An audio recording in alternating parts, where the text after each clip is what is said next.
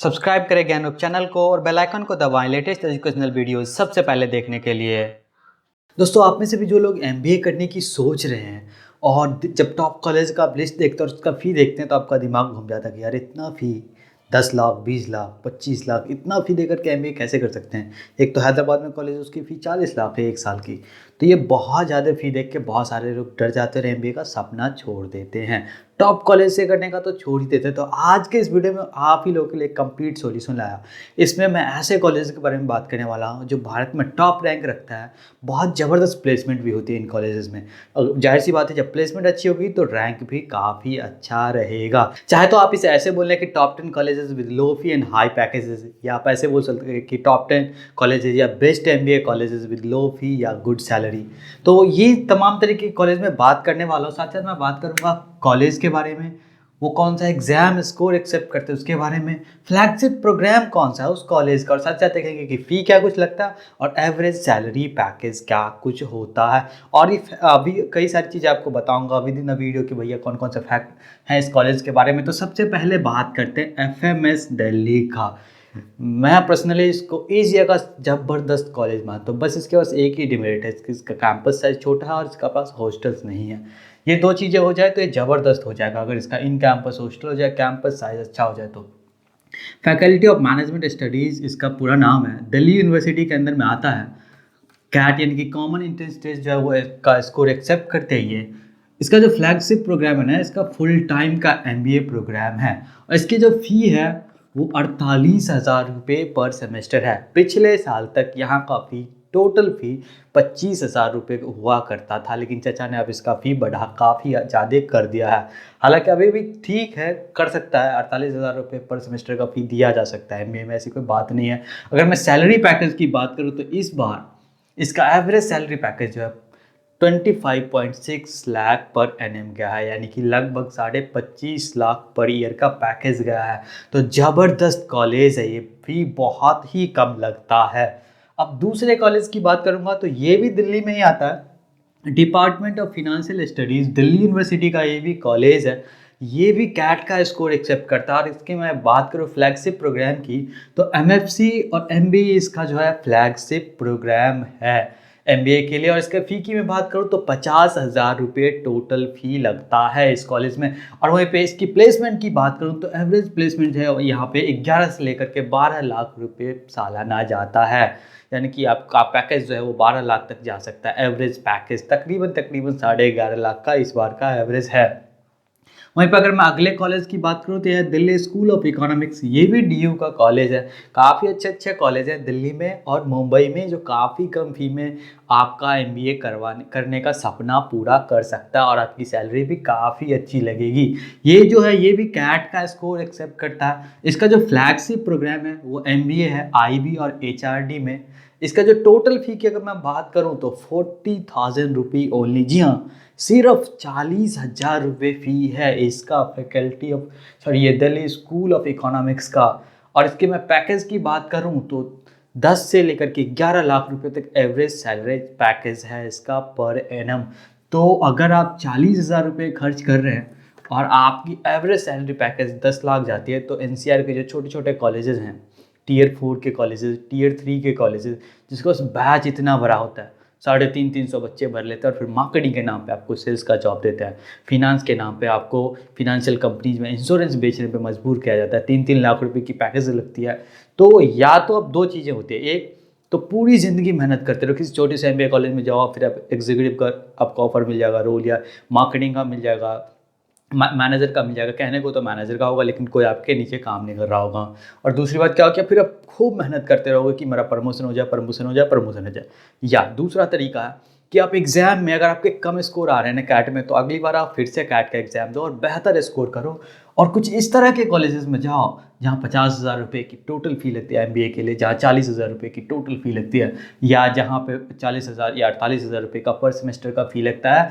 तभी जाके आपका कुछ अच्छा हो सकता है, क्योंकि ये टॉप सैलरीज इन्हीं कॉलेजेस में आ रहे हैं।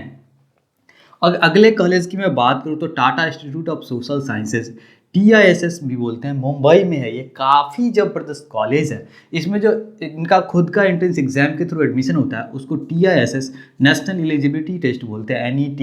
इसका जो फ्लैगशिप प्रोग्राम है MBA में वो HRM एंड LR है। और इसकी फ़ी की मैं बात करूँ तो टोटल 1,20,000 रुपये का फ़ी है। ये सब का अगर ट्यूशन फ़ी की मैं बात करूँ, अगर आप हॉस्टल लेते हैं तो आपको एक्स्ट्रा देना पड़ेगा, ये आपको हमेशा ध्यान रखना पड़ेगा। और अगर मैं यहाँ पे सैलरी पैकेज की बात करूँ ये Tata institute of social sciences का, तो 20 लाख पर साल का है, यानी कि 20 लाख पर एनएम का पैकेज जाता है। तो आप सोचो कि अगर आप इन कॉलेजेस में पहुंचते हैं तो आप कितने कम में कितना बेहतरीन एजुकेशन हासिल कर सकते हैं, और आप पे कोई इतना बड़ा लोन का बर्डन भी नहीं होगा कि आप IIM में पहुंच गए और आपका 20 लाख का आपका कर्जा हो गया, अभी आप उसी को ख़त्म करने में लगेगा, आपके पास EMI का ढेर लग जाएगा और आपकी लायबिलिटी भी बढ़ती जाएगी। लेकिन आपको सैलरी वहाँ भी इतना ही मिलेगा, एवरेज इतना FMS का है। तो अगर आप FMS में जाते हैं तो बेहतरीन है, आपके पास ऑप्शन है कि आपके पास कोई लोन का बर्डन नहीं होगा और आप अच्छी अर्निंग करना शुरू कर देंगे पहले साल से ही। और आप दिल्ली से निकल के चलते हैं महाराष्ट्र में। जी हाँ, मुंबई में बात करते हैं, पूना में काफ़ी अच्छे अच्छे MBA कॉलेज। वैसे महाराष्ट्र हब है MBA के लिए, अगर NCR के बाद देखें तो। अगर मैं बात करूं तो ये है पूना यूनिवर्सिटी का department of management sciences, PUMBA भी बोलते हैं शॉर्ट फॉर्म में इसको, इंटरनेट पे तो PUMBA के नाम से ये पॉपुलर है। अगर मैं यहाँ पे बात करूँ एडमिशन की, तो यहाँ 2 तरीके से एडमिशन होता है। महाराष्ट्र के जो स्टूडेंट हैं उनके लिए MHCET का एग्ज़ाम है, और बाकी लोगों के लिए कैट का है, मैट का है, जेट का है, ATMA का एग्ज़ाम अगर आप देते हैं, अच्छा स्कोर आता है तो यहाँ पे आपका एडमिशन हो सकता है। इन एग्जाम्स के स्कोर के बेसिस पे आप यहाँ पे अप्लाई कर सकते हैं। फ्लैगशिप प्रोग्राम की अगर मैं बात करूँ यहाँ पे, तो फुल टाइम MBA प्रोग्राम है पूना यूनिवर्सिटी का। फ्लैगशिप प्रोग्राम बहुत ज़्यादा क्रेज़ है इस यूनिवर्सिटी का भी। टोटल फ़ी की मैं बात करूँ तो 1.5 लाख रुपये की फ़ी है, बहुत ही कम फी है इन टॉप कॉलेजेस में। डिस्पाइट कि आप किसी छोटे MBA कॉलेज में जाके फंस जाते हो, आपका करियर की ना सच में लग जाती है भाई। सॉरी कि मैं ऐसा बोल रहा हूँ, लेकिन ये वाकई रियलिटी यही है। और अगर सैलरी की बात करूँ तो इसका जो एवरेज सैलरी पैकेज है वो 6.4 लाख पर एनम है इस साल का। तो सोचो कि अगर आप 1.5 लाख रुपए खर्च करके 6 लाख 6.5 लाख की आपकी सैलरी मिलती है, वो अच्छा है। या आप किसी छोटे MBA कॉलेज में 4 4.5 लाख 5 लाख खर्च करके 3 लाख रुपए की जॉब हासिल करते हैं, वो अच्छा है।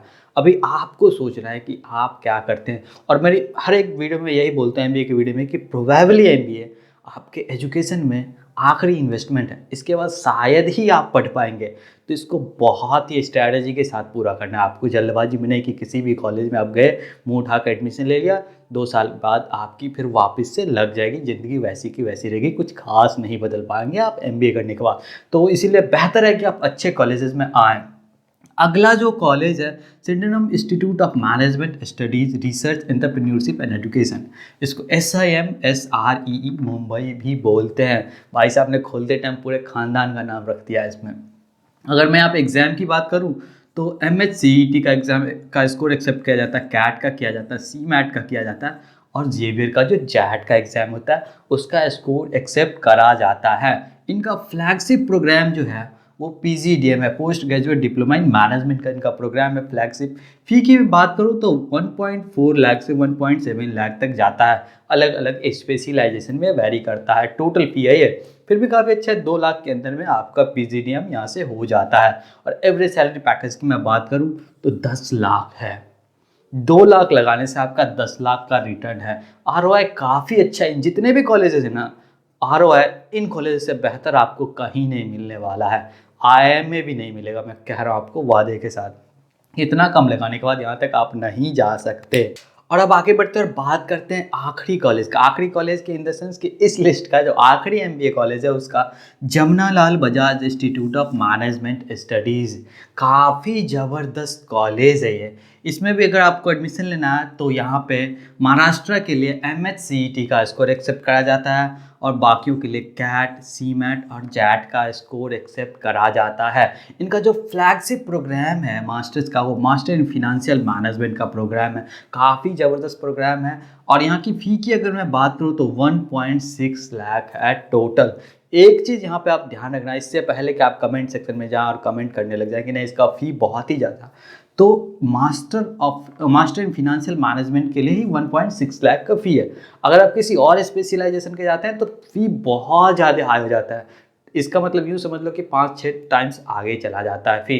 तो इस प्रोग्राम के लिए इतना ही फ़ी। और इस प्रोग्राम की अगर मैं बात करूँ मास्टर इन फाइनेंशियल मैनेजमेंट में इसकी जो है वो एवरेज पैकेज कहाँ तक जाती है, तो इस बार भी 22 लाख पर एनम गया, यानी कि सालाना 22 लाख का गया है। तो काफ़ी अच्छा रिटर्न ऑन इन्वेस्टमेंट मिलता है Jamnalal Bajaj institute of management studies में भी।